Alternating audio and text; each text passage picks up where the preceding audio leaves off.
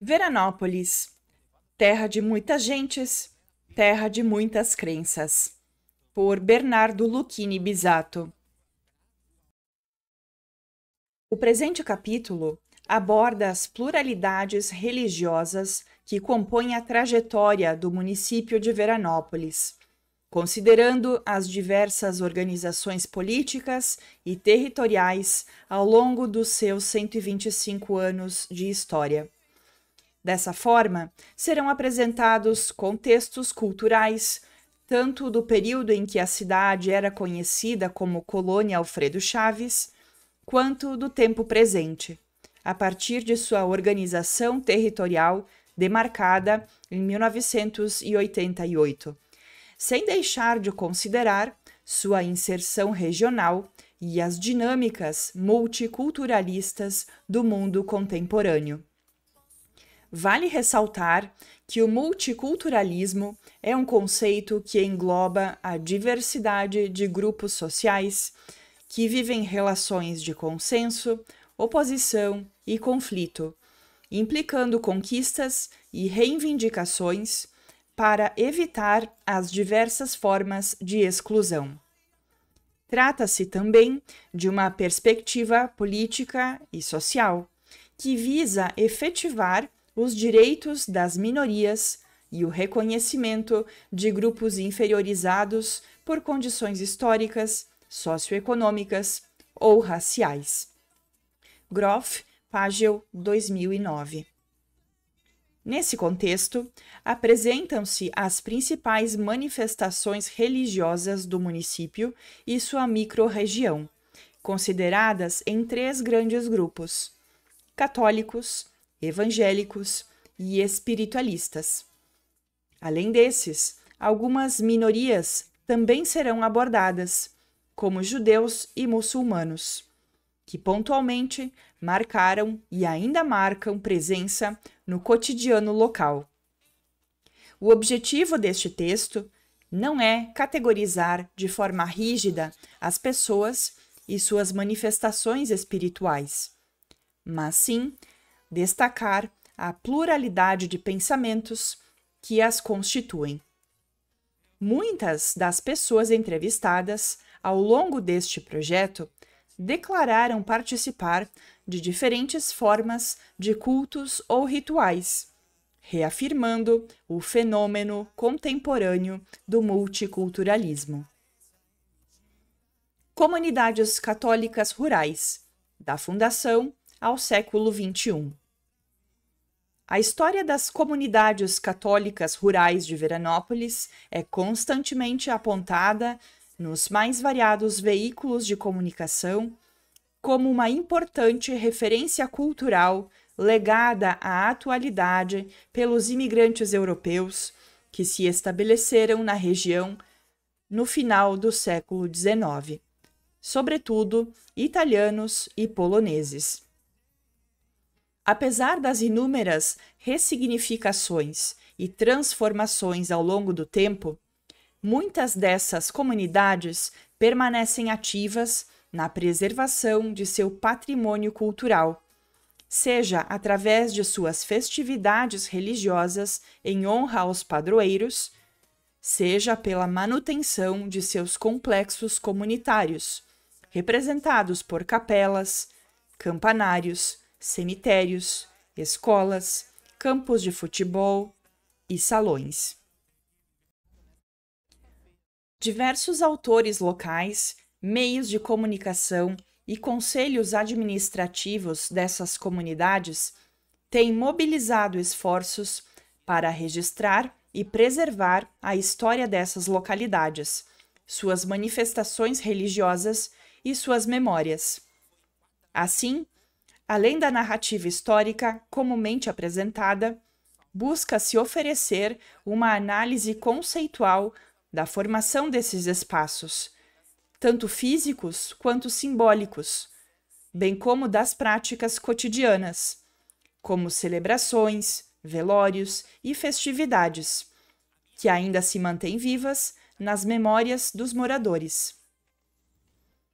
Quando as primeiras levas de imigrantes europeus chegaram à região da Serra Gaúcha, a assistência sacerdotal era escassa e, portanto, as práticas religiosas aconteciam no âmbito doméstico. Abre aspas. Pouco a pouco e à medida que as condições materiais permitiam, os colonos começaram a construir pequenos oratórios dedicados aos seus santos de suas localidades de origem. Fecha aspas. Junho 2014, página 419. A formação das capelas em áreas rurais contou com a autonomia associativa desses imigrantes europeus, além da preocupação da Igreja em vincular os imigrantes a uma comunidade, dada a situação de abandono espiritual e material em que se encontravam, e garantir sua permanência como fiéis católicos. Por isso, houve constantes esforços institucionais para inserir ordens religiosas nas colônias. Muitas dessas comunidades surgiram estatutariamente como associações mortuárias, buscando oferecer assistência espiritual e material aos membros e garantir direitos que o Estado não assegurava. Costa, 1998, Domeneghini, 2024, Farina, 1992, Veronese, 1986. Dessa forma, capitéis e capelas materializaram uma forma própria de organização religiosa, de responsabilidade comunitária, não só em relação à religião, mas também à educação e à solução de problemas sociais. Pode-se já antever uma religiosidade baseada no social, ficando em segundo plano o cultivo de iniciativas de espiritualidade pessoal, reflexiva e contemplativa. Costa, 1998, página 164. A religião católica, por meio de suas igrejas, capelas e seus ritos, estimulou um sentimento de unidade, constituindo o centro das comunidades. Toda a comunidade possuía uma capela, que era sinal de prestígio social. Era o local onde realizavam celebrações litúrgicas, rezavam o terço, cantavam ladainhas, e o culto acabava estimulando encontros e a formação dos grupos sociais. Giron, Herédia, 2007, página 119. Assim, a centralidade do elemento religioso, representada em suas inúmeras capelas, capitéis e cemitérios, é remanescente de uma cultura associativista, em que a edificação religiosa permaneceu como polo de ligação social. Herédia, Paviani, 2003, página 62.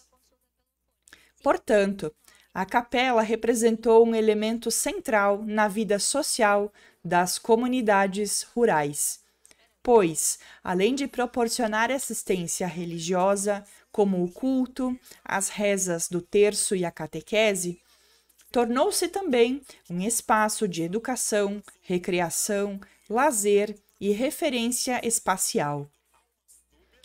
Com a melhoria das condições econômicas desses colonos e a possibilidade de contribuir com a capela, surgiram gradativamente os salões comunitários, que passaram a abrigar a escola, a bodega, os encontros e as festas. Com o passar dos anos, as capelas perderam a gerência sobre os salões, que passaram a funcionar como bodegas, quase armazéns alternativos ao deslocamento até centros urbanos. Embora permanecessem abertos durante horários de cultos e preces, esses espaços deixaram de servir exclusivamente à comunidade. Costa, 1998, junho 2014. A atuação junto à comunidade era vista como um sinal de prestígio, sobretudo em cargos de liderança na construção das capelas, na coordenação das festas ou na gerência das bodegas, mas também como uma obrigação perante a Igreja. Rita Tedesco Parisi, 2021, lembra que, quando criança, não havia capela na localidade onde residia, na linha Gonçalves Dias. As rezas do terço e a catequese eram realizadas no espaço da escola municipal. No início da década de 1940, motivados pelo contexto mundial de guerra e pela ausência de assistência religiosa, os membros da localidade, orientados por Frei Domingos, iniciaram a construção da Capela de Nossa Senhora da Paz, sob a coordenação de Eugênio Sebastião Tedesco. Rita Tedesco Parisi, 2021, destaca o caráter participativo desse processo. Ali foi muita doação de trabalho. Nós tínhamos, naquele tempo, como na roça não dava mais, a seca e tal, o que se chamava de olaria de tijolos. E meu pai comprou essa olaria. E a gente tinha meus irmãos que trabalhavam ali. Eram 4 irmãos homens e só um de casado na época. E eles foram trabalhando. O Vitorino Tedesco começou a construir.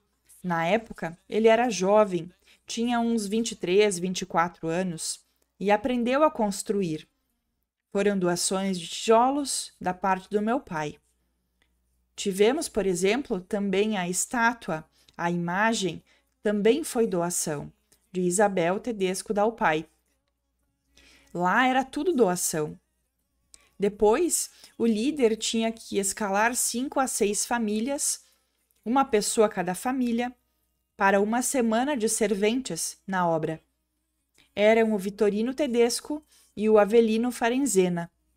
E depois, quando foi feita a estrutura da parte de madeira, teve um homem que faleceu até há pouco tempo, com a idade de 90 anos. Então, muito pouco se pagava. Era tudo doação. A participação no âmbito comunitário não se restringia apenas às doações para a construção dos templos e salões, mas também incluía as atividades festivas. O casal de agricultores Leonildo Menegon e Lourdes Festa Menegon, nascidos e criados na Capela de Nossa Senhora da Paz, recordam a atuação de seus pais e suas experiências de infância e adolescência junto à comunidade. Eu me lembro que, quando foi construída a igreja, eu ia levar a comida para o meu pai, Antônio Menegon, que trabalhava lá na capela. Ele era bodegueiro, era fabriqueiro da capela. Ele ficou 30 anos. Era ele e mais 3, aqueles que dirigiam toda a comunidade. Dia de festa, organizar tudo o que precisava, abrir a bodega no domingo, todo o domingo. Os 3 estavam sempre lá. Naquela época, tinha o salão pequenininho, tinha jogo de roleta, a gente vendia a tabuinha, corria uma cerveja e outras coisas. Leonildo Menegon, 2024. Antigamente, meu pai e minha mãe, José Festa e Antônia Tedesco, trabalhavam. Não era que nem agora, que tem tudo na comunidade. Minha mãe saía lá de baixo do Jabuticaba, que é longe mais de 3 quilômetros. Ela levava, na época, se dizia a setia, balde, sabe? Para puxar a água do poço. Ela pegava a panela e subia a pé com aquilo lá, para pegar a água para fazer comida na cozinha para o dia das festas. E depois eu continuei. Quando cresci, continuei também trabalhando, ajudando. Não tinha o galeto que nem tem agora, sabe? Era galeto das pessoas da colônia. Nós trazia um eu, um ele, outra família, cada família trazia um galeto. E depois as mulheres se reuniam na sexta, sábado, numa família, matavam os galetos. Na época, tinha bastante juventude que vinha na capela. Então eles compravam as balas, compravam aquela garrafinha, diziam laranjinha, sabe? Compravam aquilo lá. Então o dinheirinho entrava para fazer o que precisava. Tinha o bingo também à tarde para diversão. E não tinha bolacha na bodega, essas coisas. As mulheres faziam cestas e cestas de biscoitos, levavam lá e vendiam. Lourdes Festa Menegon, 2024. Imagem da construção do Salão Comunitário da Capela de Nossa Senhora da Paz. Linha Gonçalves Dias, Veranópolis, década de 1980. Foto Parisi, acervo do Moonver.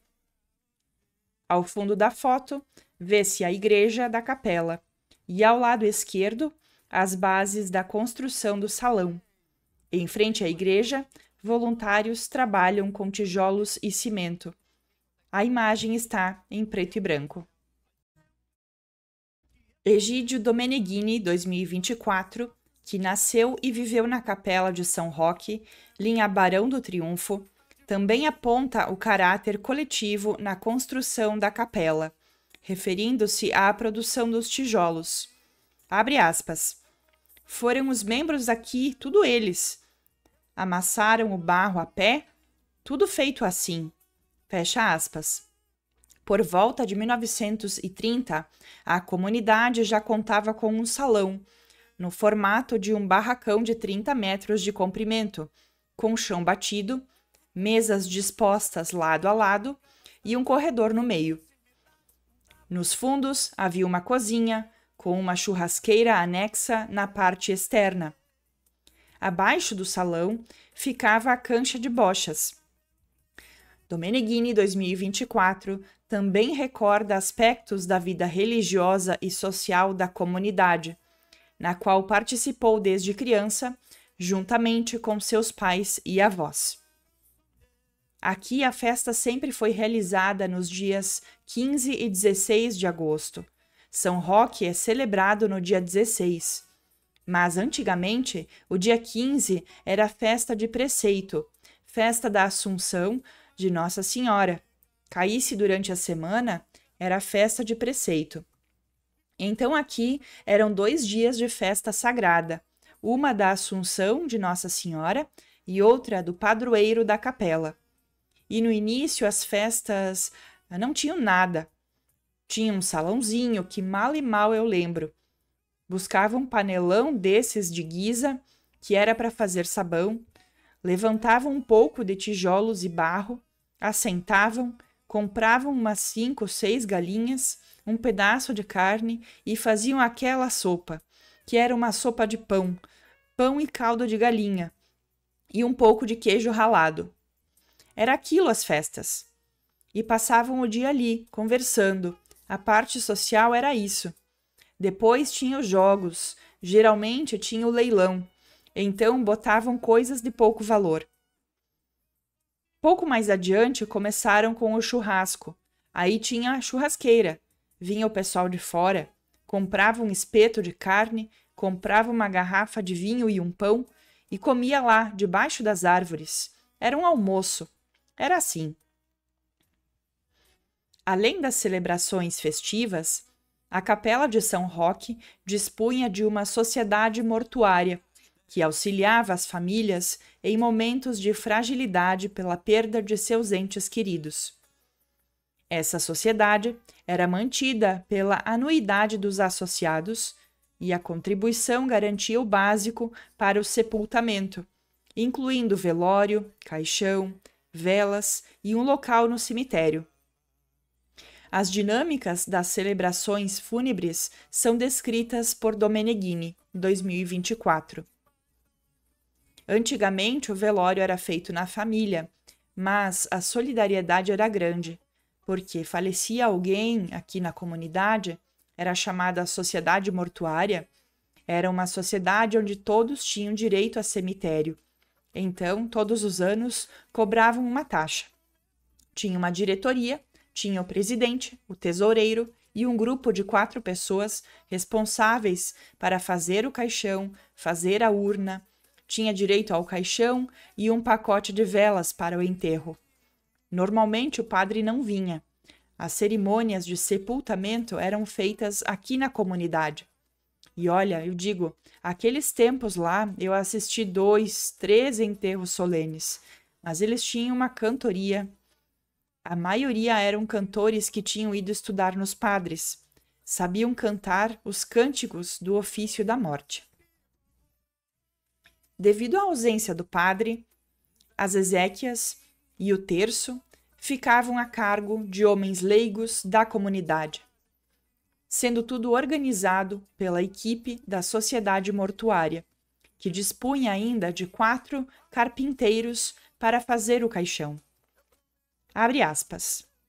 Iam na cidade, buscavam o pano para enfeitar, porque não enterravam com um caixão limpo, era um pano preto e com enfeites de alumínio ao redor. Tudo era feito aqui dentro da comunidade. Fecha aspas. Domeneghini, 2024. Com o passar dos anos, o padre começou a rezar as missas e acompanhar os sepultamentos. Na primeira metade do século XX, eram muito comuns os cortejos fúnebres, em que o corpo do falecido era carregado em cortejo, em procissão, e cantavam, rezando e cantando, era levado. E às vezes era bastante longe. Tinham pessoas que moravam lá 1 quilômetro, 2, tinha que ser carregado e a turma se revezando até chegar. Não era nem carregado em carroça, era levado. Domeneghini, 2024.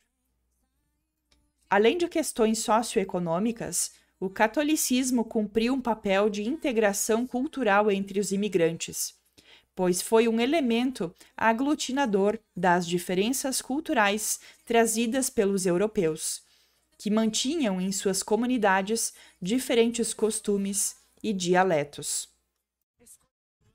Imagem da Capela de São Roque, Veranópolis, década de 2000. Foto Parisi, acervo do Montver. Na foto, a pequena igreja fica à esquerda, enquanto o campanário está ao fundo, à direita. A foto está em cores. Abre aspas. É a função de construir uma identidade cultural como elemento de integração. A igreja perpassa, então, sua função religiosa, ou seja, a de promover a fé, para ser elemento de ligação, assumindo uma função social de integração pela religião, além de desempenhar um papel de controle social, moralidade, cooperação e atribuição de status social. Fecha aspas. Giron, Herédia, 2007. Nas últimas 3 décadas, essas comunidades rurais passaram por um processo de desestruturação gerado por fatores como a diminuição do número de filhos nas famílias, o êxodo rural e as transformações nas formas de sociabilidade e nas relações interpessoais. Essas mudanças são percebidas por João Guilherme Mazeto, 2024, atual coordenador do Conselho Administrativo da Capela Santo Antão Abade de Vila Azul. Nas comunidades rurais do município, a gente percebe pelo próprio êxodo rural, que aconteceu em décadas passadas, que existe uma dificuldade de manutenção. São poucas famílias que ficaram morando efetivamente no local. Às vezes 4, 5, 10 famílias, que para organizar um evento, fazer uma festa, se torna complicado. Então, essas pessoas necessitavam de ajuda de pessoas de fora, que se dispõem a ajudar as comunidades. Então, a gente percebe que as comunidades rurais e mais afastadas do centro têm essa dificuldade, justamente pelo êxodo que teve e pela diminuição do número de crianças nas famílias. Os bairros, por exemplo, já é um pouquinho diferente, porque são um número maior de famílias, de sócios, de associados que participam. A partir das missões populares realizadas em 2015 pelos freis capuchinhos, os missionários inseriram novas regras para a organização dessas comunidades, que foram incorporadas pela paróquia local e pela Diocese de Caxias do Sul. Com essa nova proposta, a instância da presidência foi retirada das comunidades e substituída por um conselho administrativo, composto pela coordenação, vice-coordenação, coordenação de finanças, secretariado e organização das pastorais. Abre parênteses, criança, idoso e dízimo. Fecha parênteses. Abre aspas. Então, nós temos todos os setores divididos. Um representante de cada setor participa do Conselho da Comunidade, que se reúne geralmente uma vez por mês para debater os temas da comunidade. Fecha aspas. Mazeto, 2024. Assim, as novas formas de relações sociais, sejam elas de trabalho, sociabilidade ou parentalidade, e suas intersecções com as dinâmicas de ocupação do espaço impactaram diretamente na estrutura administrativa dessas organizações. Igrejas evangélicas, do protestantismo tradicional ao pentecostalismo. As igrejas evangélicas, embora muitas vezes esquecidas pela história oficial, estão presentes no território de Veranópolis e microrregião desde sua ocupação por imigrantes europeus no final do século XIX, sobretudo através das denominações do luteranismo e do metodismo, conhecidas como protestantes tradicionais. A partir da segunda metade do século XX, novas doutrinas evangélicas começaram a ganhar força na região, com destaque para as denominações pentecostais e neopentecostais. Salienta-se que este capítulo não discute as relações entre religião e nacionalidade/etnicidade, mesmo que por vezes essas questões sejam indissociáveis, como no caso da ligação entre a fé luterana e os imigrantes de origem germânica/alemã. Também não serão feitas análises comparativas entre as doutrinas teológicas ou as formações históricas existentes entre as variadas vertentes evangélicas apresentadas. Dessa forma, inicia-se com a presença do metodismo na região, um movimento de origem inglesa, mas com presença significativa nos Estados Unidos, que buscou a renovação dentro da Igreja Anglicana durante a primeira metade do século XVIII, liderado pelo clérigo John Wesley. Conforme Dalla Chiesa, 2016, esse movimento reformista deu, abre aspas, grande ênfase na interiorização da fé, na responsabilidade do indivíduo pelos seus atos e pelos grupos onde está inserido, e na busca constante de aperfeiçoamento moral e espiritual. Fecha aspas. A presença metodista na colônia e no município de Alfredo Chaves, datada aproximadamente de 1890, não foi numericamente expressiva, atingindo um percentual de 0,07% da população local em 1925.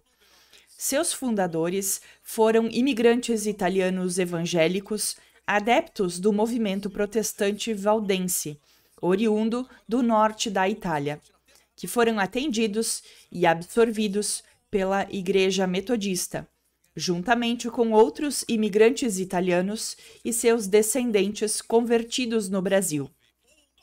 Essa identificação foi possível através da análise da documentação oficial da Igreja Metodista, que menciona parte dos fundadores da comunidade como já pertencentes à, abre aspas, Igreja Evangélica na Itália, fecha aspas, ou que este grupo de imigrantes, abre aspas, conhecera o Evangelho na Itália, fecha aspas, através de atividades de evangelização desenvolvidas nas províncias vênetas a partir de 1866. Inicialmente, participavam de cultos e pregações em Bento Gonçalves, onde aconteceu o casamento de Francesco Busnello e Giovanna Marcon, imigrantes italianos assentados em Alfredo Chaves, linha Afonso Pena, hoje comunidade de Nossa Senhora do Monte Ibérico. Dalla Chiesa, 2015-2016.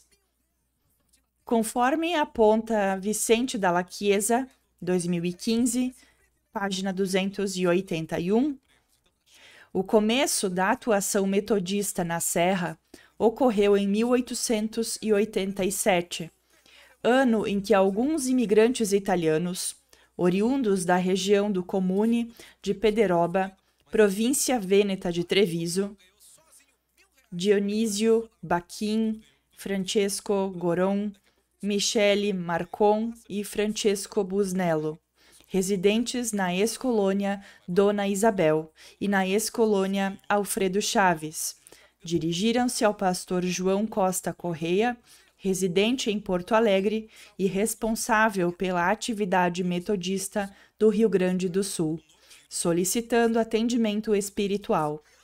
Correa atendeu ao chamado e, em 7 de abril de 1887, efetuou o batismo de 4 crianças das famílias Marcon e Bachin. Quanto à atuação da Igreja Metodista, cabe ressaltar que é uma igreja de missão, com o objetivo de converter e agregar novos membros em todo o Rio Grande do Sul. Para tanto, despendeu recursos humanos e financeiros para expandir sua leitura da doutrina cristã. O estabelecimento dessa igreja na Serra Gaúcha, portanto, em Alfredo Chaves, esteve relacionado à atuação missionária da Igreja Metodista Episcopal dos Estados Unidos no Uruguai, de onde foi enviado o primeiro pastor, Carlos Lazaré. Entre 1914 e 1926, diversos pastores residiram em Alfredo Chaves, com atuação destacada de José Chollet, Frederico Peirot e José Wagner, líderes que deram maior assistência religiosa à comunidade local. Dalla Chiesa, 2019. Alfredo Chaves teve o primeiro templo metodista do Rio Grande do Sul, finalizado por volta de 1891. A construção foi parcialmente custeada pela missão, pelos membros da comunidade e pelo terreno doado pela administração colonial, que tinha como chefe da Comissão de Terras José Montauri de Aguiar Leitão. A edificação estava situada entre as propriedades das famílias Amantea e Busato, no centro da cidade, sendo descrita como uma construção de alvenaria com 78 metros quadrados de área, 2 portas frontais, encimadas por arcos ogivais e um pequeno óculo na parte central da fachada. Na parte posterior direita, há uma torre e um campanário, este aparentemente edificado justaposto à igreja e não dentro do seu corpo. Dalla Chiesa, 2019, página 223 a página 224. Embora para as doutrinas protestantes a devoção a Deus ocorra na vida cotidiana, no lar, no trabalho, no estudo bíblico e na atividade social, a evangelização de missão depende antes de seus agentes, com o culto centrado na pregação, e não necessariamente na localização física do templo.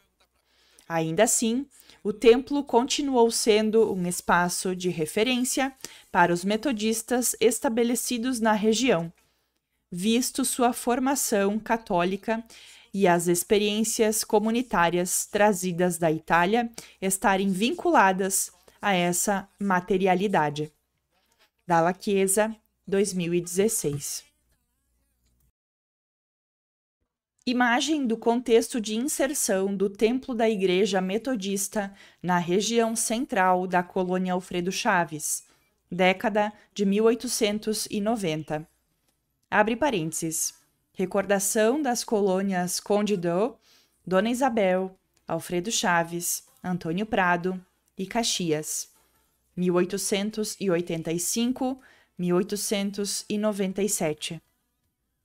Arquivo Histórico Municipal João Spadari Adame. Fecha parênteses. Na foto, em primeiro plano, à esquerda, um homem pousa próximo a uma cerca de madeira. No fundo, aparece a construção metodista. A foto está em tons de sépia. A presença metodista, mesmo que numericamente pequena, não passou despercebida da resistência e intolerância da Igreja Católica. No contexto da Revolução Federalista, que se estendeu de 1893 a 1895, fontes metodistas narram que o pároco de Alfredo Chaves, à época o padre italiano Mateus Pasquale, teria incitado soldados a incendiar o templo metodista.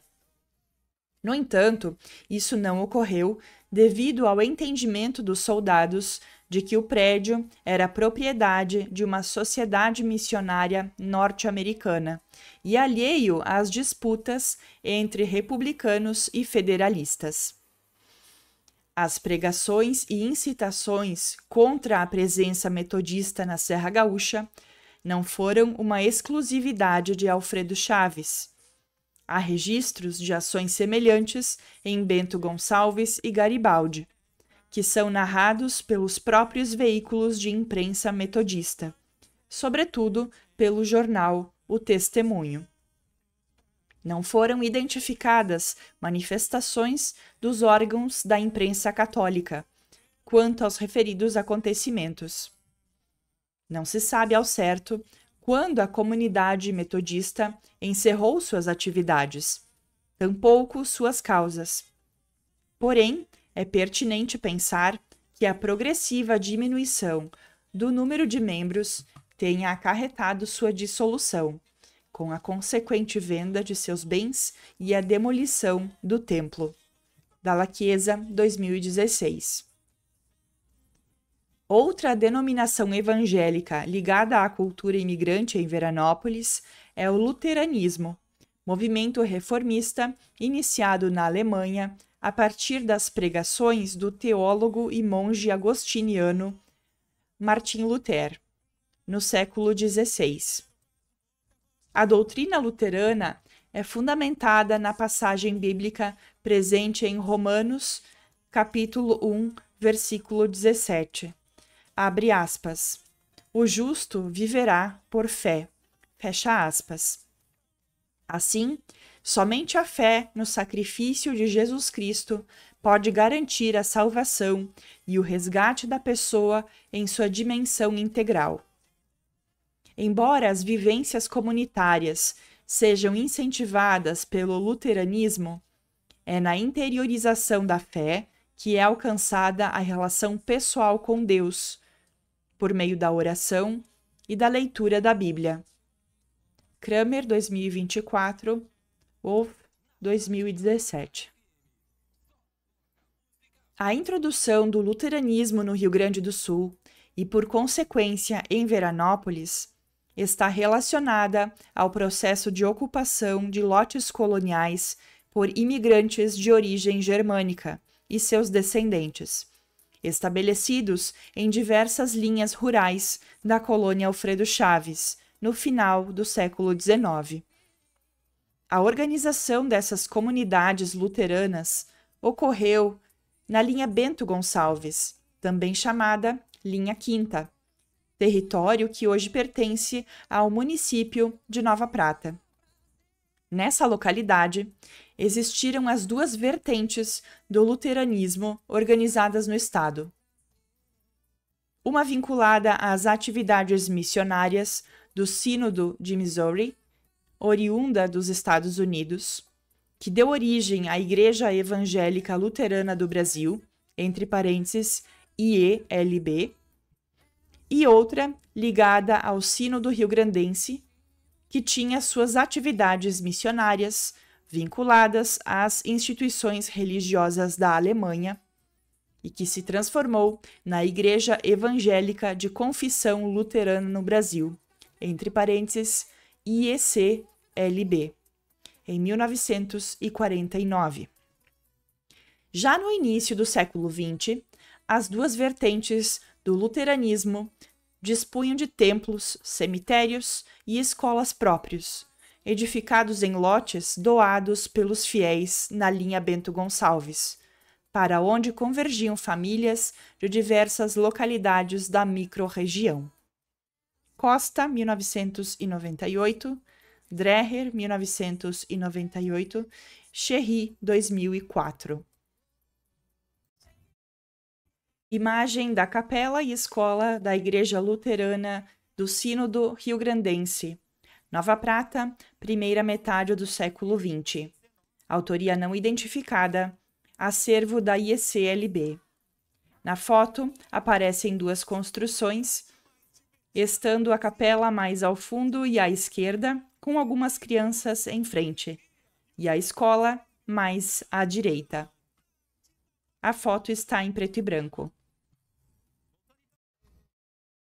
Costa, 1998, apresenta alguns apontamentos sobre a vida da comunidade ligada ao Sínodo Rio-Grandense, que teria sido fundada por volta de 1890, sob a liderança do pastor prussiano Karl Platzek, que atendia inúmeros municípios da região. As atividades pastorais, envolvendo cultos, ofícios e sacramentos, apresentavam registros crescentes nas primeiras décadas da comunidade, sobretudo em relação a batizados, confirmações e casamentos. Com a morte de Platzek, em 1916, a assistência religiosa às famílias luteranas ficou comprometida pela inexistência de um pastor residente na localidade, passando a ser atendida somente por pastores visitantes. A partir da década de 1930, iniciou-se o processo de desestruturação da comunidade devido a uma onda migratória de famílias para o norte do Rio Grande do Sul e o oeste de Santa Catarina, gerada pela escassez de terras nas partilhas de heranças.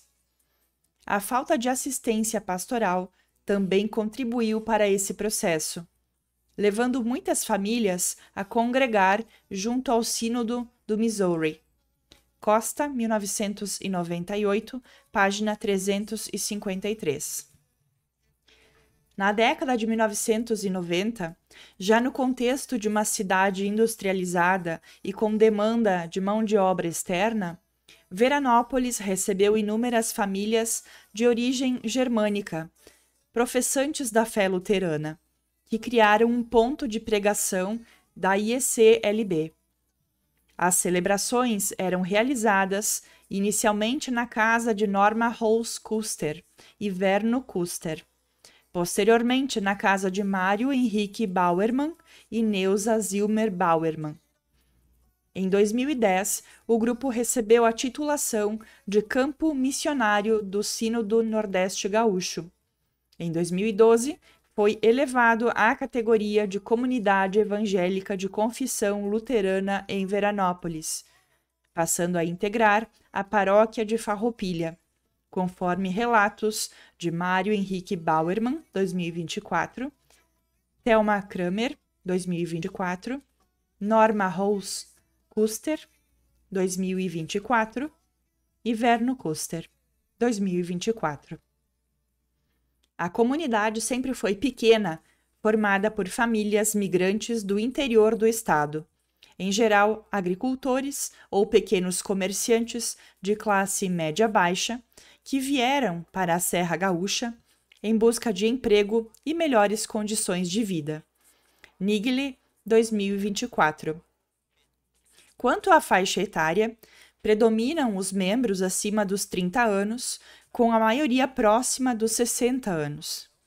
Atualmente, de acordo com Aline Kuster Soares, 2024, e Thelma Kramer, 2024, cerca de 100 pessoas congregam como membros efetivos, contribuindo para a manutenção do grupo e promovendo eventos para angariar recursos.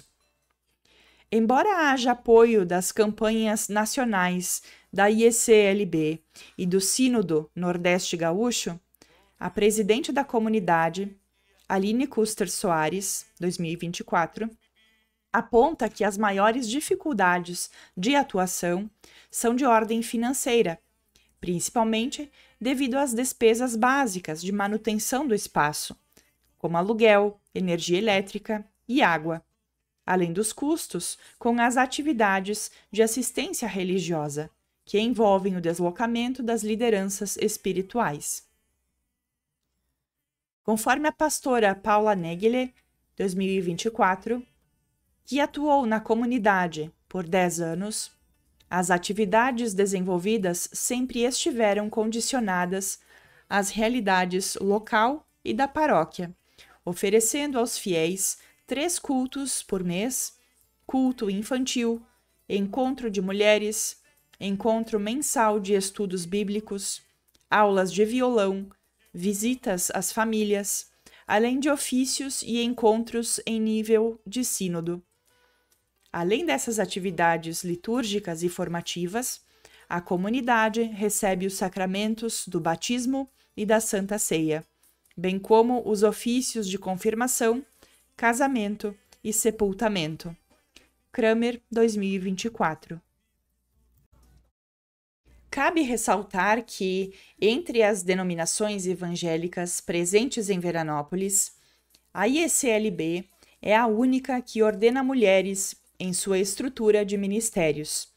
Abre parênteses. Pastoral, catequético, diaconal e missionário. Fecha parênteses.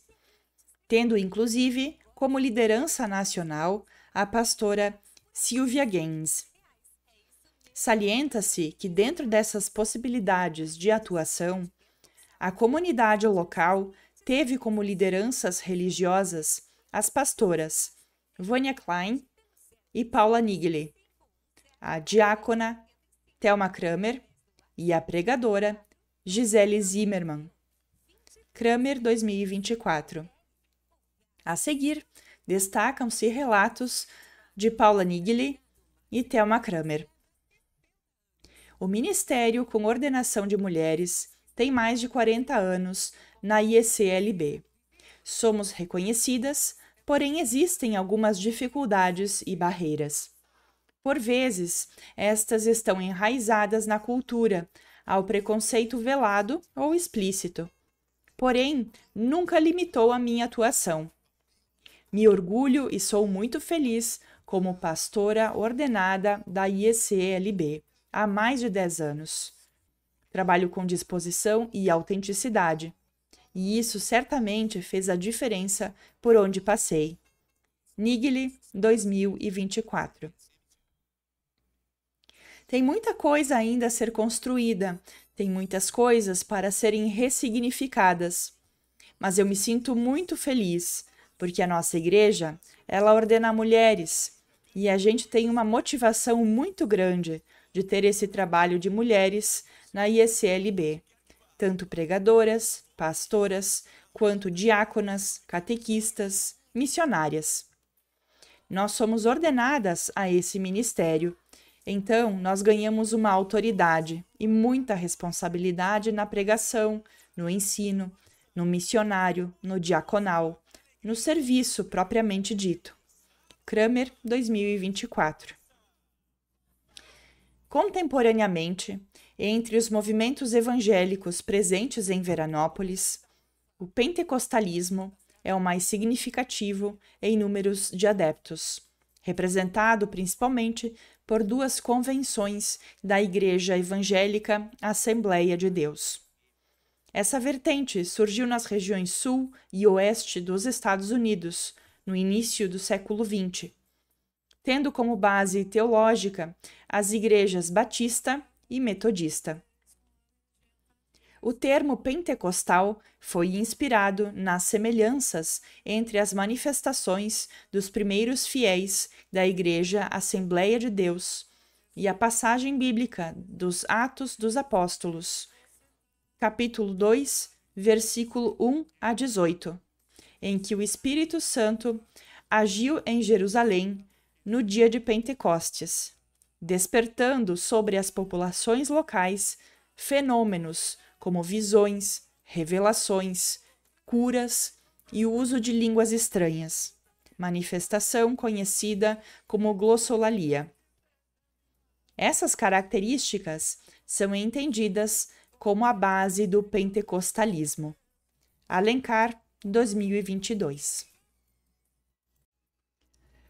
A chegada do pentecostalismo ao Brasil vinculou-se às atividades missionárias de dois pastores suecos, radicados nos Estados Unidos, Daniel Berg e Gunnar Wingren, que em 1910 iniciaram suas pregações em Belém, no Pará, sob a denominação de Missão de Fé Apostólica, passando em 1918 a titulação de Igreja Assembleia de Deus. Pereira, 2021.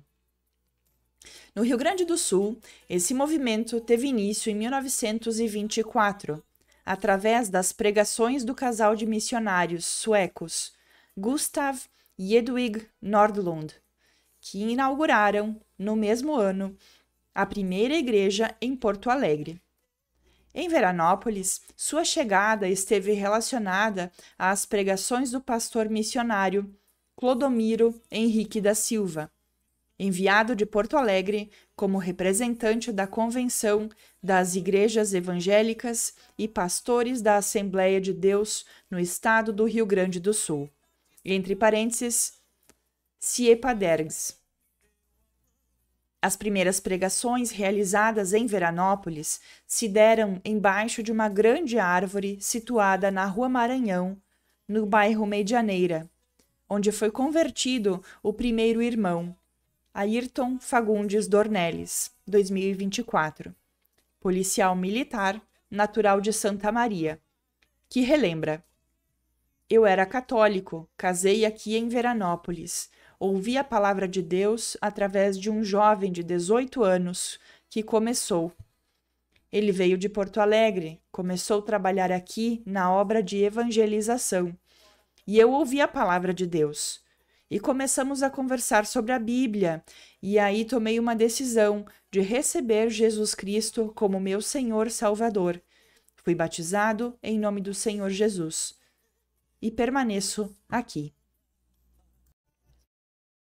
A congregação local começou com as famílias de Ayrton Dornelles e Lucy Nalim Dornelles, Antônio Alves dos Santos e sua esposa, Manuel Francisco da Rocha e sua esposa, e Clodomiro Henrique da Silva e Erna Lutemberg da Silva, com os cultos realizados nas casas dos membros. Nos anos seguintes, após a saída do pastor Clodomiro Henrique da Silva da cidade, a matriz de Porto Alegre enviou inúmeros pastores para atuar na região.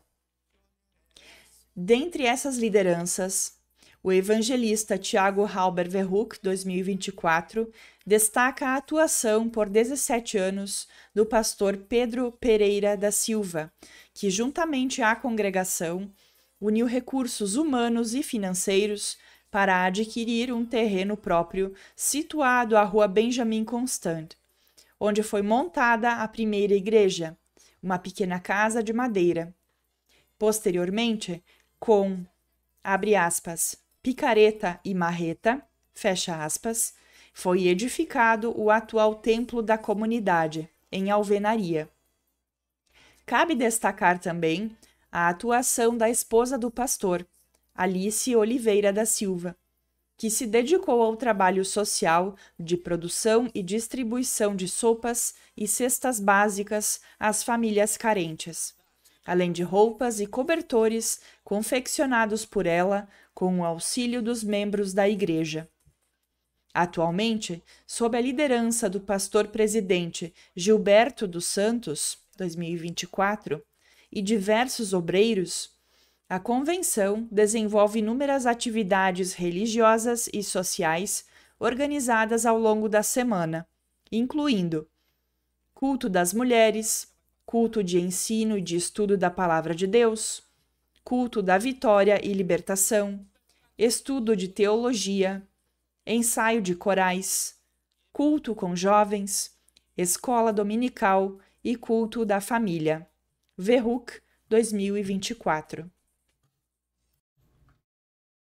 Imagem da Igreja Assembleia de Deus, Convenção Ciepadergs, Veranópolis, 2023. Acervo privado de Tiago Verhoek. Na foto, destaca-se a sede da congregação.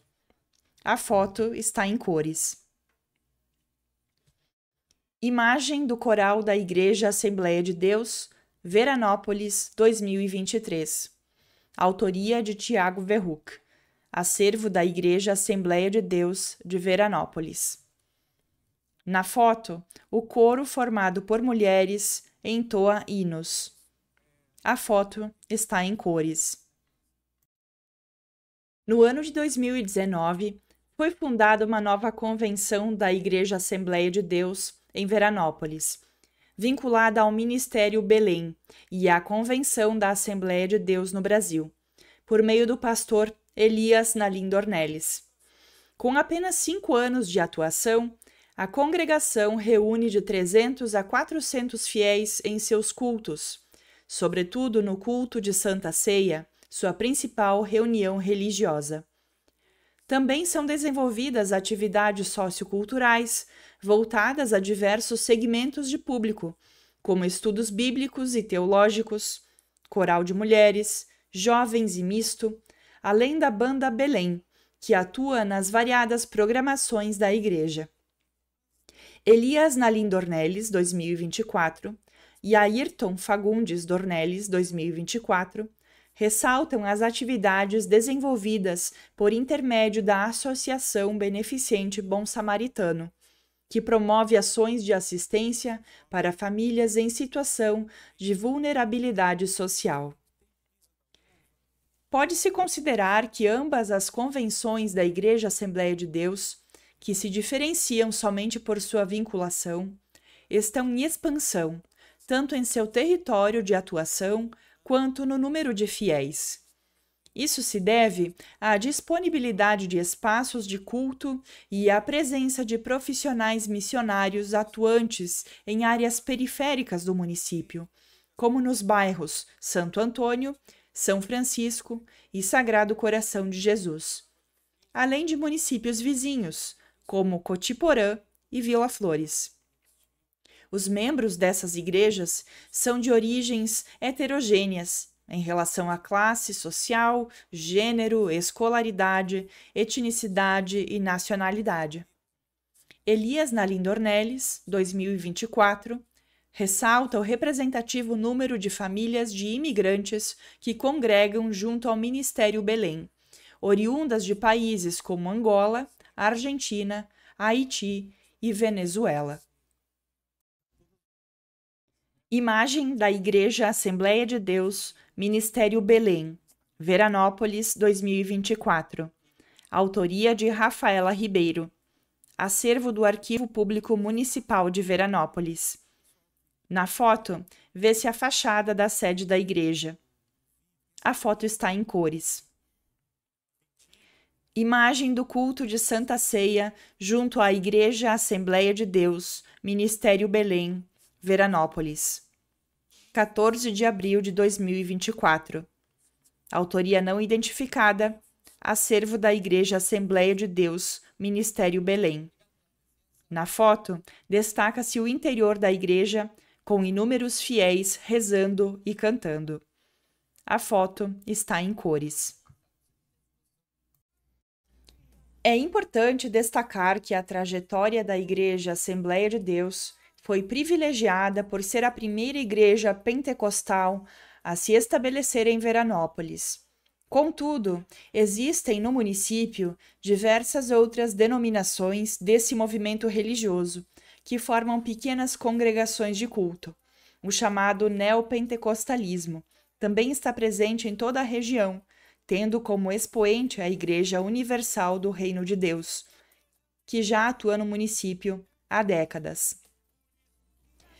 O espiritualismo na microrregião, do kardecismo às religiões afro-brasileiras.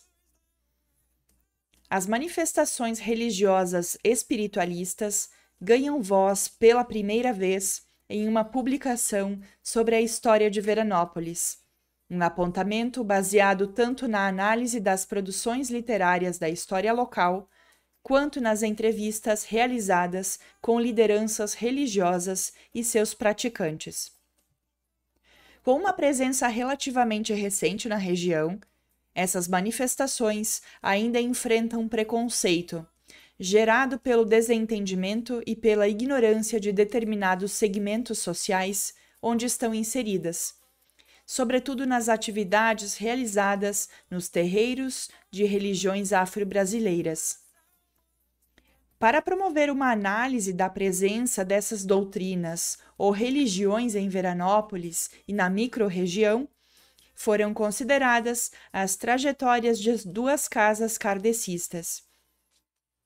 Centro Espírita, As Estrelas Douradas do Senhor, e Centro Espírita Cristão Maria de Nazaré, além de 3 terreiros de religiões afro-brasileiras: a Casa Branca da Cabocla Iansã, a Casa Axé Império da Noite e a Casa do Pai Léo de Xangô.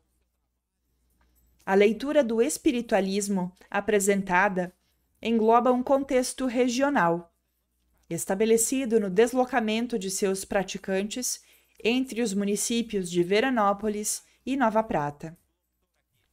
Outros municípios, como Bento Gonçalves, Caxias do Sul e Garibaldi, não foram considerados neste texto. Ao escrever sobre o espiritualismo, é necessária uma breve contextualização sobre o termo.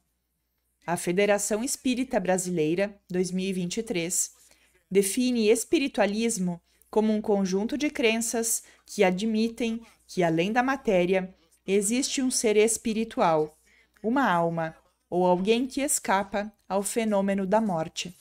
Abre aspas. Dessa maneira, acreditamos em Deus, em sua existência, cujo nome pode variar entre os povos, de cultura para cultura. Fecha aspas. Sinhates 2021 aponta que o espiritualismo pode ser caracterizado pela pluralidade de denominações e tendências, abrangendo propostas teológicas diversas, que frequentemente transitam do religioso ao não religioso, incluindo práticas e crenças que buscam uma conexão mais próxima com o divino e/ou o sobrenatural. Entre as características das vertentes espiritualistas, destacam-se a noção de espírito como elemento essencial do ser, o protagonismo do indivíduo como resistência às instituições religiosas tradicionais, a inspiração em teologias plurais em diálogo com conceitos filosóficos e científicos, além da prática de ritos mediúnicos como transe, êxtase, possessão ou incorporação, voltados à orientação doutrinária, terapias ou curas espirituais. Sinhates, 2021, página 18. Entre essas vertentes está a doutrina espírita, ou espiritismo, originada na França no século XIX e codificada pelo educador Hippolyte Léon Denisard Rivaillé, que adotou o pseudônimo de Allan Kardec. Teixeira, 2021. Por isso, tal corrente também é denominada kardecismo. Considerada uma doutrina de caráter científico, religioso e filosófico, foi sistematizada em 5 obras conhecidas como o Pentateuco: o Livro dos Espíritos, de 1857, o Livro dos Médiuns, de 1861, o Evangelho segundo o Espiritismo, de 1864, o Céu e o Inferno, de 1865, e a Gênese, de 1868. Seus princípios básicos incluem a existência de Deus, a imortalidade da alma, a pluralidade das existências, a pluralidade dos mundos habitados e a comunicabilidade dos espíritos. Por ser uma doutrina cristã, o Espiritismo tem Cristo como modelo e guia da humanidade, adotando seus ensinamentos de fé, caridade, amor e humildade como ideal de perfeição para a humanidade. Durli, 2024, Giaretta, 2024. Oficialmente, a primeira casa kardecista registrada no Rio Grande do Sul foi fundada na cidade de Rio Grande, em 1887, por influência de 2 marinheiros espanhóis. Na capital do estado, pouco tempo depois, foi fundado o Grupo Espírita Allan Kardec, em 1894, seguido pela criação da Federação Espírita do Rio Grande do Sul, em 1921, principal órgão de representação das casas espíritas desde então. Não é possível determinar com precisão quando essa doutrina chegou à região serrana, por não haver uma organização institucional semelhante à das igrejas. Todavia, há registros de viajantes que percorriam a serra e os campos de cima da serra ainda no final do século XIX, montados em mulas carregadas com alimentos, roupas, utensílios e livros doutrinários, divulgavam o espiritismo na região. Teixeira, 2021. No contexto contemporâneo, conforme aponta Moacir Durli, 2024, o primeiro grupo espírita a atuar na microrregião foi a Sociedade Espírita Bezerra de Menezes, em Nova Prata, que iniciou suas atividades na década de 1980. Na mesma década, os empresários Arlindo Paludo e Vitacir Paludo deram início a um novo grupo espírita, a partir da orientação recebida no Centro Espírita Lírios da Misericórdia do Senhor, em São Paulo. Sob a denominação de Centro Espírita As Estrelas Douradas do Senhor, o grupo iniciou com reuniões domiciliares, aumentando aos poucos o público, a infraestrutura de atendimento e as ações sociais. Atualmente, possui sede própria com um amplo espaço para palestras, passes, atendimento fraterno, psicografia, bazar, biblioteca, estudos doutrinários, funções administrativas e atividades de caridade, sendo a maior casa espírita em termos de estrutura e convergência de pessoas na microrregião. Durli, 2024. Além de uma ampla programação espiritual desenvolvida semanalmente, os trabalhadores da casa atuam em diversas frentes de caridade, tendo como principal ação a manutenção da Casa da Sopa, que atende em torno de 50 famílias, através da distribuição de cestas básicas e sopa semanalmente. O grupo também coleta roupas, calçados, cobertores, brinquedos e materiais escolares para distribuição em locais socialmente vulneráveis em todo o Rio Grande do Sul.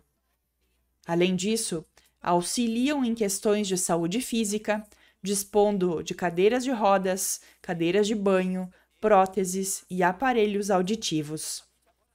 Todas as atividades, tanto materiais quanto espirituais, são gratuitas e mantidas através de doações. Durli 2024. O nome do grupo foi escolhido com base em uma orientação recebida por comunicação mediúnica, sendo selecionado porque, abre aspas, as estrelas não pertencem a nenhum credo. Todos podem olhar para as estrelas, conversar com elas, buscar o entendimento espiritual se elevando ao Criador. Fecha aspas. Durli 2024. Seu símbolo é o Cruzeiro do Sul, composto por 5 estrelas que representam o Centro Espírita Lírios da Misericórdia do Senhor e as 4 casas kardecistas fundadas sob sua influência. O Centro Espírita As Estrelas Douradas do Senhor, em Nova Prata, o Centro Espírita Luz no Caminho, em São Jorge, o Centro Espírita Cristão Maria de Nazaré, em Veranópolis, e o Raíto do Sol, na Argentina. Imagem do Centro Espírita As Estrelas Douradas do Senhor, Nova Prata, 2024. Acervo privado de Moacir Durli. Na foto, destaca-se a fachada da sede. A fotografia está em cores. Imagem da Casa da Sopa, Nova Prata, 2024. Acervo privado de Moacir Durli. Na foto, vê-se o salão em que é realizada a distribuição dos alimentos. A foto está em cores. Sob a orientação do Centro Espírita As Estrelas Douradas do Senhor e considerando o contingente de pessoas que se deslocavam de Veranópolis a Nova Prata para participar das atividades em casas espíritas, foi fundado em 2001 o Centro Espírita Cristão Maria de Nazaré, em Veranópolis. Nota 1.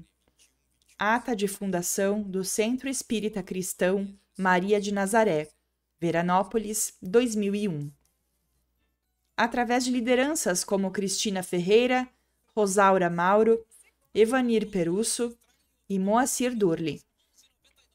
Como a primeira e única casa kardecista no município até o momento, as atividades começaram com um grupo pequeno e um público mais tímido, em parte porque, conforme Giaretta, 2024, abre aspas, aqui na região o catolicismo é forte.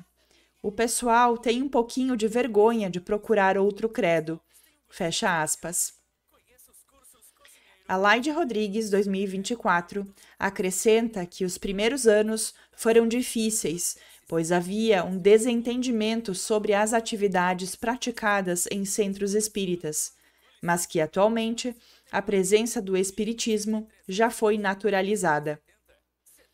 Recém-estabelecidos em sua nova sede na Rua Flores da Cunha, no centro da cidade, o grupo desenvolve atividades semanais, incluindo palestras, passes, atendimento fraterno e estudos da doutrina, todas ofertadas gratuitamente.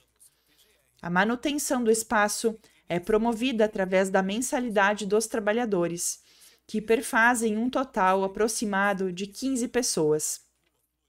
O grupo também recebe doações para realizar ações de caridade, auxiliando famílias em situação de vulnerabilidade social. A casa é frequentada por públicos variados, com maior procura em dias de palestras, ministradas tanto por membros da casa quanto por convidados de variadas regiões do estado. Lemos, 2024, Porto, 2024. A busca pelo espiritismo ocorre, abre aspas, pelo amor ou pela dor, fecha aspas. Geralmente pela dor, como apontado por inúmeros entrevistados. Em seus depoimentos, lideranças, trabalhadores e frequentadores dessas casas identificaram algumas das principais demandas de seus públicos, que buscam acolhimento, cura, conforto e fortalecimento a partir de respostas ou esclarecimentos ligados ao luto e às perdas de entes queridos, aos problemas familiares, à dependência química e a outras doenças que afetam o corpo e a alma, além de atender a uma curiosidade. Durli, 2024, Ferrazo, 2024, Giareta, 2024, Porto, 2024. Isso é perceptível no discurso de alguns adeptos, conforme segue. Imagem da sede do Centro Espírita Cristão Maria de Nazaré, Veranópolis, 2024. Autoria de Rafaela Ribeiro. Acervo do Arquivo Público Municipal de Veranópolis. Na foto, vê-se a fachada da sede. A fotografia está em cores. Imagem dos trabalhadores do Centro Espírita Cristão Maria de Nazaré, Veranópolis, 2024. Autoria de Lorena Martinelli. Acervo privado do Centro Espírita Cristão Maria de Nazaré. Na foto, o grupo formado por 10 pessoas se divide em 8 mulheres e 2 homens. A foto está em cores. Eu não conseguia buscar as respostas que eu queria, principalmente quando perdi minha mãe com 7 anos. Eu queria respostas. Termina aqui? Não termina? Era esse o meu pensamento. Eu só ouvia dizer, abre aspas, Deus é bom, fecha aspas.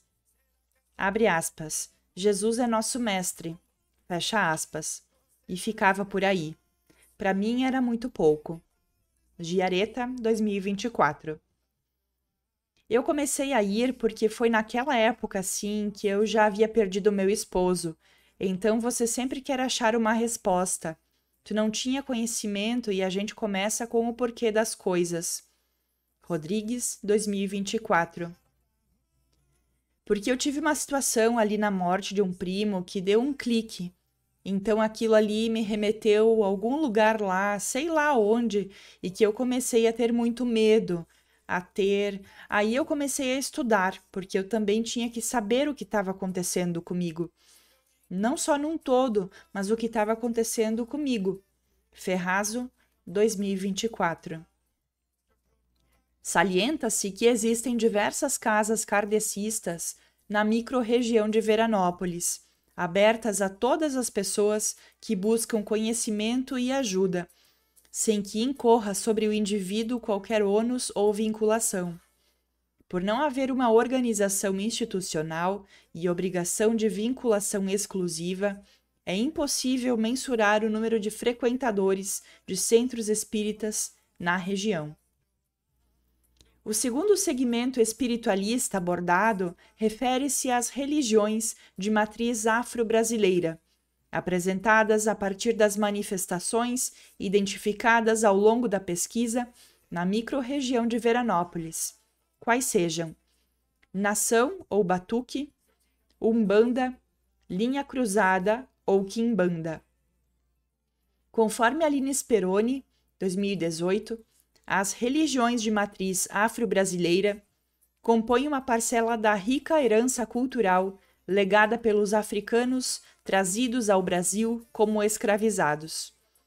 Oriundos de inúmeras regiões da África, esses indivíduos pertenciam a diferentes etnias, possuíam variadas línguas, costumes diversos e múltiplas formas de espiritualidade. Essa diversidade cultural gerou sincretismos e ressignificações constantes dessas crenças. As chamadas religiões de matriz africana são as que preservam mais características africanas. enquanto as afro-brasileiras nascem a partir de características e sincretismos de outras culturas religiosas da matriz, mas também com elementos do culto indígena. Speroni, 2018, página 29. Quanto à caracterização dessas manifestações, Ouro, 2008, página 12, aponta: o batuque representa a expressão mais africana do complexo afro-religioso gaúcho, pois a linguagem litúrgica é iorubana. Os símbolos utilizados são os da tradição africana. As entidades veneradas são os orixás e há uma identificação às, entre aspas, nações africanas. A Umbanda representa o lado, abre aspas, mais brasileiro, fecha aspas, do complexo afro-religioso, pois se trata de uma religião nascida neste país, fruto de um importante sincretismo entre catolicismo popular, espiritismo kardecista, concepções religiosas indígenas e africanas. Seus rituais são celebrados em língua portuguesa e as entidades veneradas são, sobretudo, os, entre aspas, caboclos, entre parênteses, índios, entre aspas, preto velhos e, entre aspas, begis, entre parênteses, crianças, além das, entre aspas, falanges africanas. Por fim, a linha cruzada, como sublinha Norton Correa, abre aspas, cultua todo o universo de entidades das outras duas modalidades, a eles acrescentando as figuras do Exu e da Pomba Gira. Fecha aspas. Embora seja difícil apontar uma data específica para a formação dessas religiões, principalmente por não serem institucionalizadas e por terem sido marginalizadas e proibidas por muito tempo, sabe-se que o batuque se formou no Rio Grande do Sul entre 1833 e 1859, nas cidades de Rio Grande e Pelotas. As denominações batuque e nação fazem referência a uma mesma prática religiosa, sendo a primeira ligada ao som dos instrumentos de percussão utilizados nos ritos e a segunda às diversas nações que compõem essa cultura: Oió, Ijexá, Gegê, Nagô e Cabinda. No batuque gaúcho, os ensinamentos são transmitidos através da oralidade e os fundamentos da religião são aprendidos de forma prática, através da figura do pai ou da mãe de santo, também chamados de babalorixá ou ialorixá, respectivamente, que conduzem a devoção aos seus 12 orixás, Bará, Ogum, Iansã, Xangô, Ibeji, Obá, Odé, Otim, Chapanã, Ossanha, Oxum, Iemanjá e Oxalá. Quanto às práticas ritualísticas, as vestes acompanham as cores de cada orixá. Não é permitido o uso de bebidas alcoólicas e tabaco, e a sacralização de animais faz parte do processo de iniciação na religião, através do Bori. Ouro, 2008, Speroni, 2018. No caso da Umbanda, há uma precisão maior quanto à sua formação, pois foi oficialmente fundada em 1908 pelo médium Zélio Fernandino de Moraes, em São Gonçalo, no Rio de Janeiro. Incorporado pelo Caboclo das Sete Encruzilhadas, ele recebeu a missão de anunciar essa nova religião. O primeiro terreiro registrado no Rio Grande do Sul foi fundado em 1926 pelo ferroviário Otacílio Charão, na cidade de Rio Grande, e denominado Templo Espírita de Umbanda de São Jorge. A partir de então, espalhou-se pela capital, Porto Alegre, e pelas demais regiões do estado. Composta por uma grande quantidade de entidades organizadas em 7 falanges, cada uma guiada por um orixá principal, Essas linhas representam a justiça, a lei, a fartura, o conhecimento, o trabalho, a proteção, entre outros. Fazem parte do panteão da Umbanda os orixás Ogum, Iansã, Xangô, Oxóssi, Xapanã, Ossanha, Oxum, Iemanjá e Oxalá. Além disso, são cultuadas entidades que tiveram experiências terrenas, como caboclos, pretos velhos, crianças e ciganos. Quanto às práticas ritualísticas, as vestes são sempre brancas. É permitido o uso de bebidas alcoólicas e tabaco em determinadas sessões e não é feita a sacralização de animais. Ouro, 2008, Speroni, 2018. No final da década de 1950, delinearam-se terreiros conhecidos como de linha cruzada, em que passaram a ser desenvolvidos trabalhos nas linhas do Batuque e da Umbanda, em sessões isoladas devido às diferenças de culto entre ambas.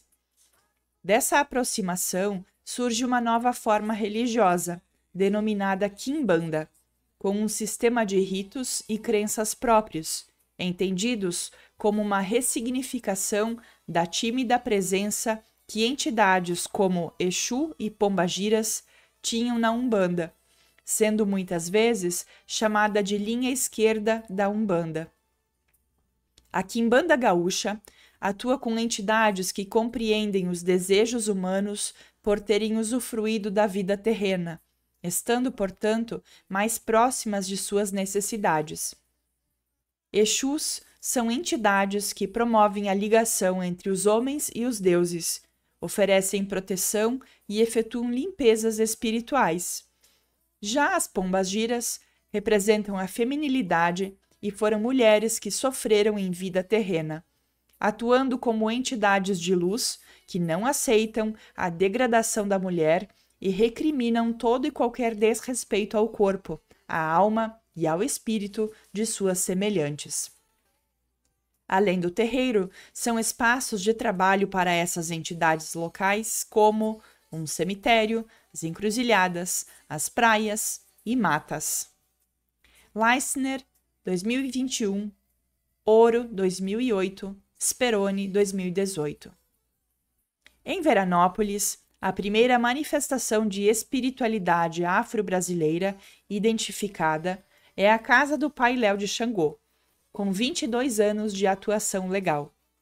Natural do distrito de Chimarrão, Lagoa Vermelha, Leovaldo Hugo Rodrigues da Silva teve sua formação espiritual mista, com parte da família professando a fé católica e parte praticando a Umbanda.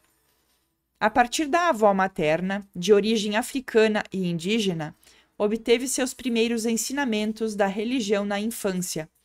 Posteriormente, fez seus aprontes com pais de santo em Caxias do Sul e Porto Alegre.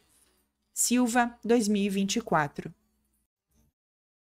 Imagem do grupo de Alabê responsável pelos toques rituais da nação Cabinda. Veranópolis, 2021. Autoria não identificada. Acervo pessoal de Pai Léo de Xangô. Na foto, 4 membros tocam instrumentos de percussão. A foto está em cores. Imagem da identificação da Casa do Pai Léo de Xangô. Veranópolis, 2024. Autoria de Rafaela Ribeiro. Acervo privado de Leovaldo Rodrigues da Silva. Na fotografia, vê-se a placa de entrada da sede. A foto está em cores. A Casa de Pai Léo de Xangô trabalha nas linhas da Umbanda, da Quimbanda e da nação Cabinda, com origem nos povos africanos conhecidos como Bantus. Conta com aproximadamente 15 filhos dedicados às obrigações junto às suas entidades e divindades, além de frequentadores não filiados, pois todos os trabalhos e celebrações são abertos ao público. Como é costume, o terreiro está situado junto à Casa do Pai, em Vila Azul, sendo mantido pelas mensalidades dos filhos e por doações. Em seu interior, existe um salão para a realização das celebrações, rodeado pelo congá da Umbanda, o abacé da Quimbanda e o ilê da nação, nos quais estão as representações imagéticas de suas respectivas divindades e entidades. Silva, 2024. A Casa Branca da Cabocla Iansã, situada em Nova Prata, atua na linha da Umbanda desde 2010, tendo como liderança espiritual a cacique Mãe Bia de Iansã. Natural de Pelotas, o Biracira Ferreira Kogan fez sua iniciação e seus aprontes em Caxias do Sul, nas mãos de Pai Saúl de Ogum, líder da Casa Branca de Ogum Beira-Mar e da Cabocla Estrela do Mar. Atualmente, Mãe Bia de Iansã conta com 32 filhos trabalhadores da casa, oriundos de diversos municípios da região, inclusive Veranópolis. As atividades religiosas desenvolvidas pelo grupo ocorrem 2 vezes por semana, sendo um dia reservado ao desenvolvimento mediúnico dos filhos da casa, através das giras que trazem ensinamentos de diferentes entidades. No outro dia, a casa abre suas portas para atendimentos públicos e gratuitos, com sessões que podem atender até 100 pessoas. Além dos trabalhos semanais e do calendário de obrigações junto às suas divindades e entidades, são realizadas festividades em comemoração ao Dia de Pretos Velhos, em maio, e à Festa de Herê, em setembro, dedicada às crianças. Kogan, 2024. A partir das mensalidades e doações de seus membros, a Casa Branca da Cabocla de Iansã mantém sua estrutura física e suas obrigações religiosas e legais. Atualmente, o terreiro é composto pelo salão no qual acontecem as giras, que abriga o congá, considerado o ponto de força da casa, com representações de Oxalá, Iansã, Preta Velha Avó Maria e Zélio Fernandino de Moraes. Na parte externa, encontra-se tronqueira de Exus e pombagiras guardiães da casa, onde estão as imagens de Rosa Vermelha das 7 Encruzilhadas, pombagira de doutrina da casa, e Maria Padilha do Cruzeiro das Almas, pombagira de trabalho da casa. Também há o Jardim dos Orixás, com representações dessas divindades, aberto ao público para receber oferendas, e a Carroça do Povo Cigano, outro importante ponto de energia. Garbinato, 2024, Kogan, 2024. Recentemente, Pai Carlinhos de Oxalá também abriu seu terreiro em Veranópolis, denominado Casa Axé Império da Noite.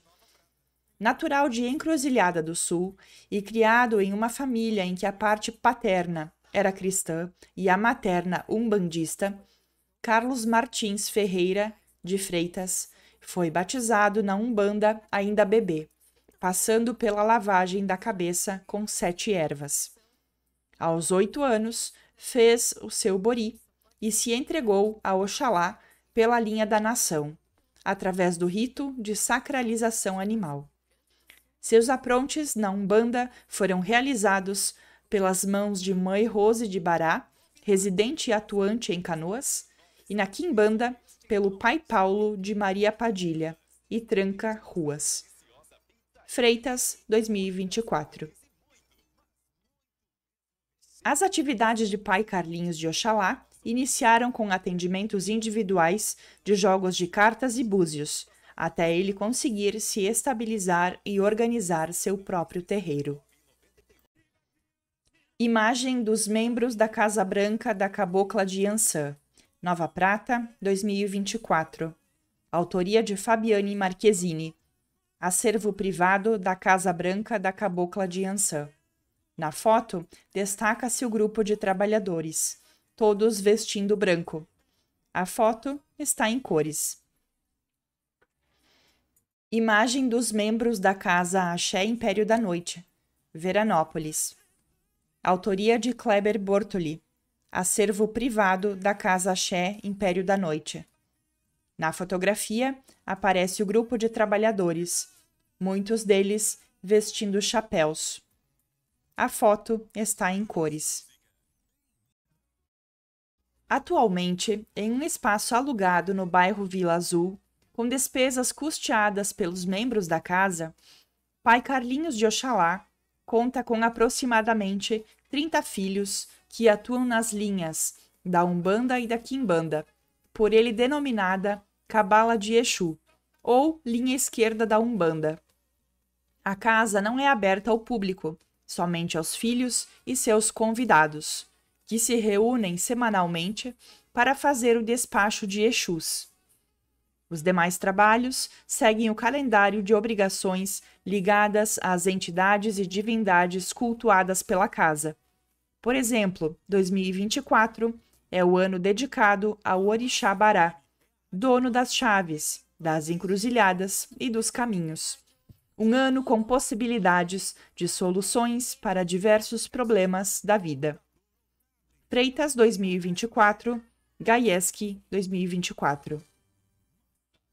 Na perspectiva de conhecer os praticantes de religiões afro-brasileiras, sem querer enquadrá-los em um padrão, algumas características em comum vieram à tona. Em diferentes graus, todos os entrevistados relataram que foram influenciados por uma formação cristã, que em determinado momento da vida não mais atendia às suas necessidades espirituais. A maioria buscou primeiramente alternativas às religiões institucionais, como casas espíritas e espiritualistas da região, onde muitos iniciaram seus estudos mediúnicos. Acerca dos porquês de suas escolhas religiosas, as respostas mais recorrentes incluíram a busca por conhecimento e autoconhecimento para um redirecionamento da vida, por explicações sobre o mundo espiritual e as forças ou energias que agem no universo, e por curas físicas e espirituais. Além da ideia de busca, está muito presente a noção de encontro, manifestada através de sentimentos de acolhimento, aceitação, autoafirmação, conexão e familiaridade com os irmãos de religião. Ferraço 2024, França 2024, Gaieski 2024, Garbinato 2024, Kogan 2024, Rodrigues 2024, Zanetti 2024. Uma constante nas falas de lideranças e praticantes de religiões afro-brasileiras é a menção à intolerância religiosa. Embora esse contexto não intimide muitos os adeptos, ainda faz com que algumas pessoas se sintam coagidas a se autodeclararem praticantes. O preconceito está presente em suas mais variadas faces: desentendimento, desconhecimento, piadas, vandalismos e violações de espaços sagrados, conforme apontam os seguintes relatos. No começo foi fácil, porque eu acho que as pessoas tinham um pouco de medo. O desconhecido sempre traz um pouco de medo. Então o atabaque tocando, então ele é ouvido quadras e quadras. Então eu acho que as pessoas tinham um pouco de medo, de receio. Mas aí elas foram perdendo o medo e foram vindo. E aí chegou um determinado momento que elas perderam o medo e o respeito. Kogan 2024. Aqui é muito difícil continuar com essa nossa religião, porque seja ou não seja, é bastante preconceito. Essa nossa religião é mal falada. Eu tenho até medo de falar minha religião, porque é criticada. A gente é criticado por forma de chuta que é macumba. Aquilo ali não dá certo. Aquilo ali é coisa do capeta. É todos esses preconceitos aí, malignos que eles fazem. Silva, 2024. Na verdade, eu me sinto preparado desde o momento em que eu vim para cá. Mas à vontade, até hoje não me sinto à vontade, porque a cidade é muito fechada. Freitas, 2024. Em alguns lugares, não é que eu escondo Eu me mantenho em silêncio. Eu não escondo. Se me perguntarem, abre aspas, ah, tu frequenta? Frequento. Fecha aspas. A desinformação é o mal do século, ou da vida, porque eles ouvem, abre aspas. Ah, tu faz parte do terreiro, fecha aspas. Então eu vou fazer macumba. Não é nem oferenda, não é nem um axé, um agrado, é macumba para destruir alguém. Se tu gosta de pombagira, é porque tu quer destruir o casamento de alguém. Tu vai fazer amarração para alguém. Eles não veem que é uma religião séria. Ferrazo, 2024. Foram identificados inúmeros locais com práticas ligadas às religiões de matriz afro-brasileira, que ainda não são formalmente terreiros ou estão em vias de organização física e espiritual. Além disso, foram localizados profissionais que atuam com jogo de búzios, apometria, leituras de cartas através de baralho de tarô e baralho cigano, sendo procurados por pessoas que buscam orientações sobre questões espirituais, pessoais, sentimentais e profissionais, bem como de um caminho ou uma luz para esclarecer dúvidas ou posicioná-las na vida. Judeus e muçulmanos em Veranópolis. A presença de judeus em Veranópolis está vinculada principalmente a 3 famílias: Herrlinger, Josipovits e Leugoi.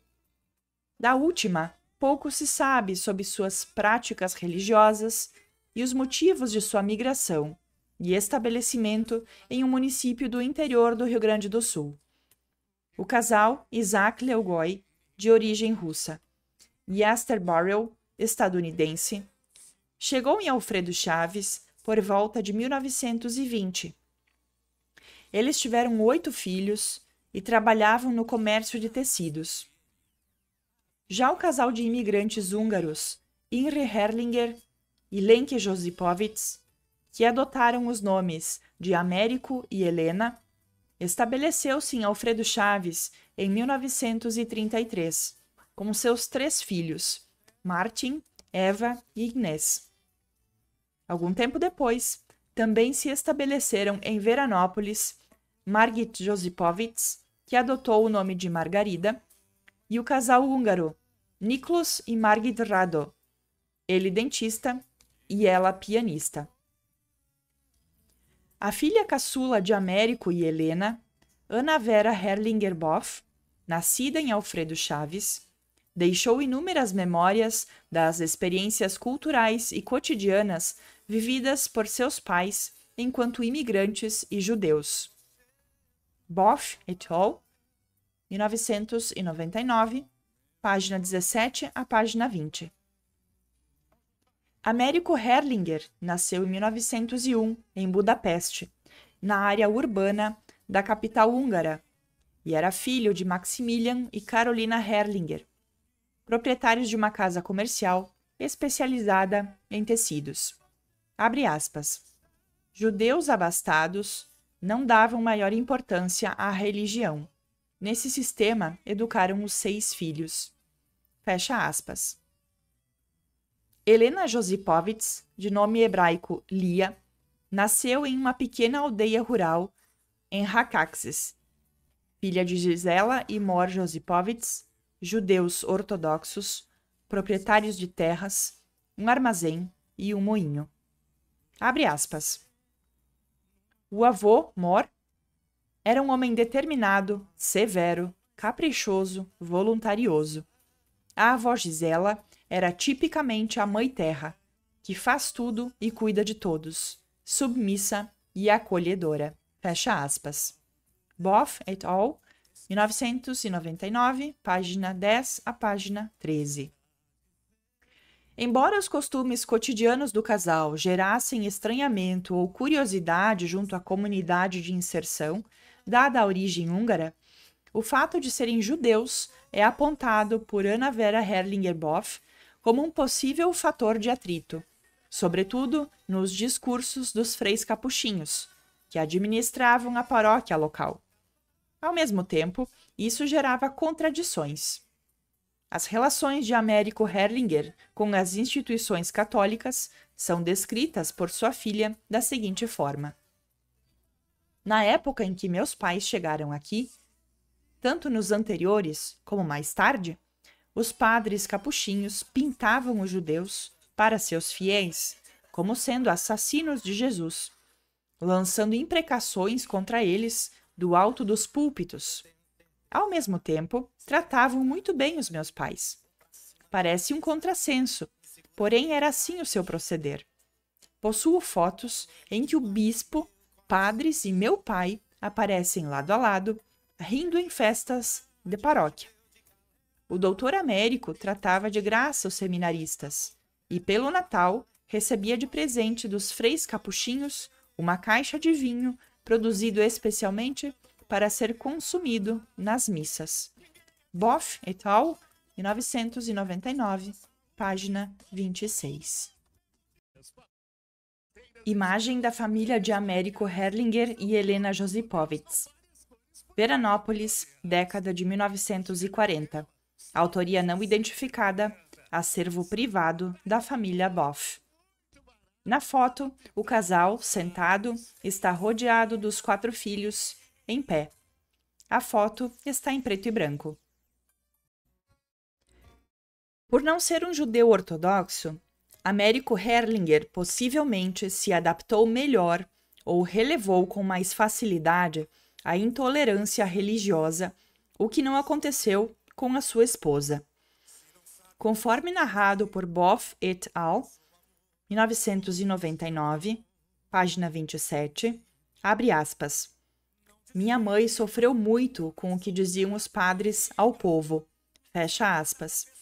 Na primeira oportunidade que esteve na igreja, em uma missa de Sexta-feira Santa, Helena Herrlinger ouviu, abre aspas, palavras amargas e violentas dirigidas pelo padre contra o seu povo, sua raça, sua religião.